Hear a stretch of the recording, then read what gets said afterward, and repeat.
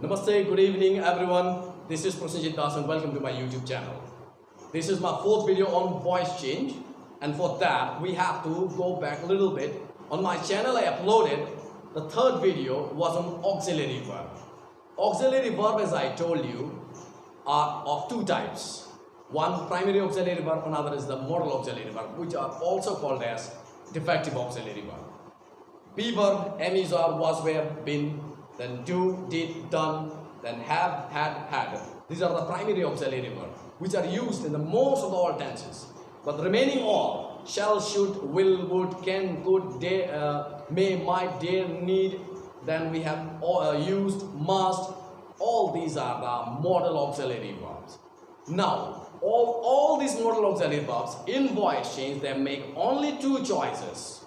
Now, my dear students, when you get a sentence in voice change, your first duty is to find out the auxiliary verb, because the auxiliary verb helps us to identify the tense, whether it is active or passive or whatever the tense it is. Now, to identify the tense, we need to find out the auxiliary verb. And if you find any modal auxiliary verb in the sentence, very simple. Now what you have to do here. On my board, if you see, you can find out the two different formula I have written. In these two different formulas, one active passive and active and passive. But we also call it future tenses. Exactly the same process of future, because future tense is also the modal auxiliary verb. How? Now if I write here, I shall help you. If I write this sentence, now this is future indefinite tense. A shall is also modal auxiliary verb. And if I write may in place of shall, that cannot be future indefinite tense. So, but the process is same. So all the modal auxiliary verb, shall, should, will, would, may, might, can, could, dare, need, must, used, ought, all they are used in one category, one process. How we can easily find out, identify and change it as well. First of all, as soon as in your examination, when you get a voice change question, what you have to do? You have to find out the auxiliary verb. And if you find out a modal auxiliary verb in the sentence, what you have to do is very simple. Now, I may help you. If I get this question in my examination, what I will do, I got a modal auxiliary verb. When I got a modal auxiliary verb, I will hide it like this. As soon as I hide it, now read the sentence. I help you. Does it look like indefinite tense or does it look like perfect tense? Yeah, it looks like an indefinite tense. Now, if you come back to this sentence, I have got the sentence and I have got an auxiliary verb. So two auxiliary verbs are there. So first auxiliary is the identification of the sentence. So go to the first auxiliary verb. And this is primary or modal. This is modal. So hide it. Now read the sentence. I have helped you. Does it look like indefinite or perfect? It looks like perfect. That means with the modal auxiliary verb, we have only two options. Either indefinite or perfect. Now, in perfect tenses, what we use to make passive? Been. And in indefinite with the modal auxiliary verb, we use to make passive? Be. So very simple. So first of all, this is my question in exam. I got I may help you. I got modal auxiliary verb. I hide it. I read I help you. It looks like indefinite tense. Now indefinite, whether it is active or passive. Yes, it is active because passive requires be. Now, if it is indefinite active, formula is subject, modal, subject, modal, first form of verb, then object. Clear? Now we have to go for the passive. What the passive formation says? Object. That means you, then modal, may, then be, then third form of verb, help is third form of help, then by, then I will change into me. Story is over. Now, looking here, if you get, this is my question and this is my question, this is my formula. Formula will not be given in the examination. But you have to memorize it. We have to learn it. Now see, if I get this sentence, I may have helped you. So what I have got, modal auxiliary verb, I will hide it. Then I read, I have helped you. It's a perfect tense. Now, it's a perfect tense. Now, it's a modal perfect tense. Now, say, subject, the modal, have, third form of verb, then object. Now the difference is, if I get modal auxiliary verb, I have to hide it. I have to find out whether it is indefinite or perfect. When I find out this is indefinite tense, now I have to find out whether it is active or passive. Now, been is required to make passive. Is there any been in the sentence? No. That means this is active, because been is used to make passive in perfect tenses, but only applicable in voice change.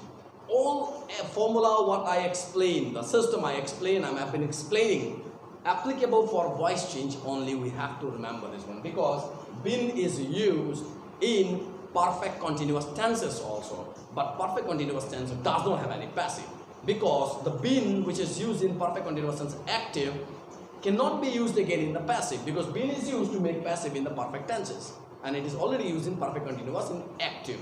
So we cannot make been or been q or been square. So let us come back to it. So subject plus modal plus have plus form of verb plus object. Now what we have to do?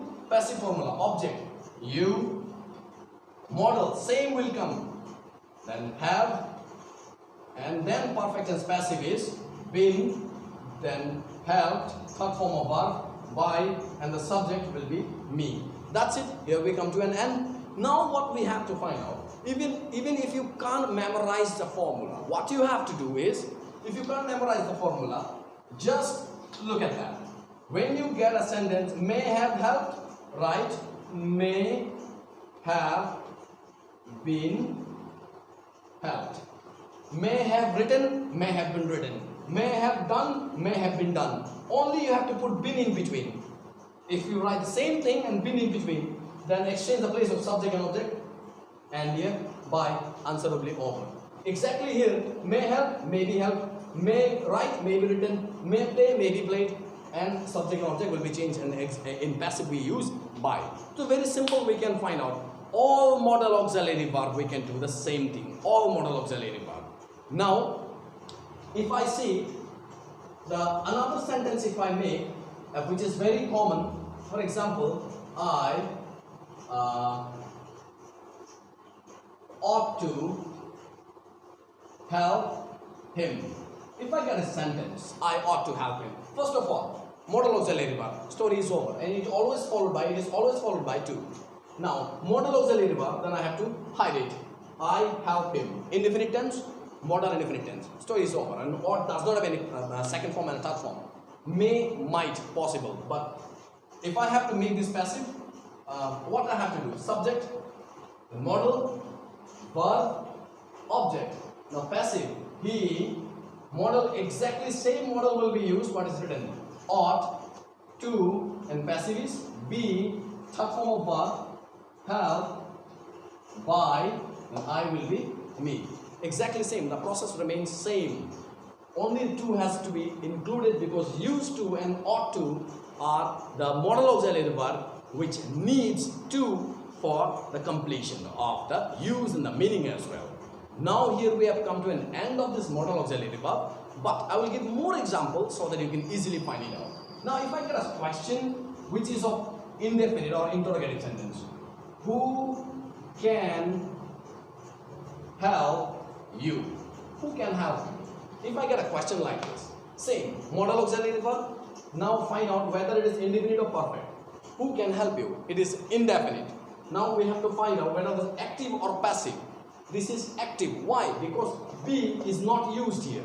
Now active formation. Who, subject, modal, verb, object. And a passive says we have to write object first. You, then modal, can, then be, third form of verb, help, then by, subject is who will change into whom, and mark of interrogation. Formula is over, but to make interrogative, we have to bring this can before the subject. We have to write, can you be helped by whom? Now see, WH close, we write in the last. No, we bring it in the beginning. Say, by whom can you be helped? Now the story is over. In this way, it goes on. Now, if I get another sentence which is interrogative, say, may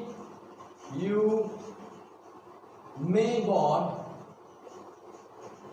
grant you a long life.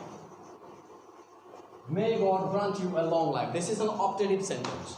Now, modal auxiliary verb is there. What you have to do? Modal, may, modal, now close it. God grant you. God grant you. Is there any, does it look like perfect tense and indefinite tense? It looks like indefinite. Why? Because perfect tense requires have and third form of verb. And it does not even have and third form of verb. Now see, this is indefinite. Now active or passive? This is active. Why? Because be is not used here. Now say, subject God, grant verb, object you. And modal is make.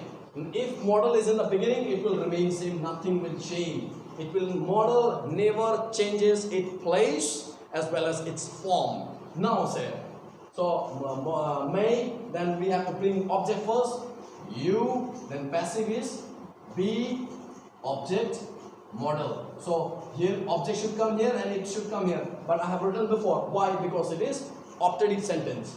Now say, may you be, third form of verb, granted a long life. Now by subject God. Now by God we don't have to write because obviously a long life may be granted by the God only, no one can do it. Now it's a common subject. Now moving forward, if I see here, if I get anything, say I should have been informed by you. If I get a sentence like this, I should have been informed by you. Now I got modal auxiliary verb should, so hide it. Have in third form of verb, it's a perfect. Modal perfect. Been is there, that means this is passive. Now passive formation is object, modal, have, been, third form of verb, by and subject. And the active formation says subject. That means what I have to do, I have to remove this been and everything I have to write same. Should have, then third form of verb, informed. Now you here and me here. Story is over. In this way, shortcut ways are also that we can solve. And if you get a question, even you can solve it without underlining the formula. In voice change, my dear students, underlining the formula is very much important. If you underline the formula, you get the idea what is the subject, what is the verb, what is the object. Now, a last sentence I'm going to do. With that, I'm going to wind up the day today, the video today. Now, for example, if I get a sentence like passive here. Now, I might be invited by her. I might be invited by her. Now, might I got this as a modal auxiliary verb? Close it. Now, read it, whether it looks like indefinite or perfect.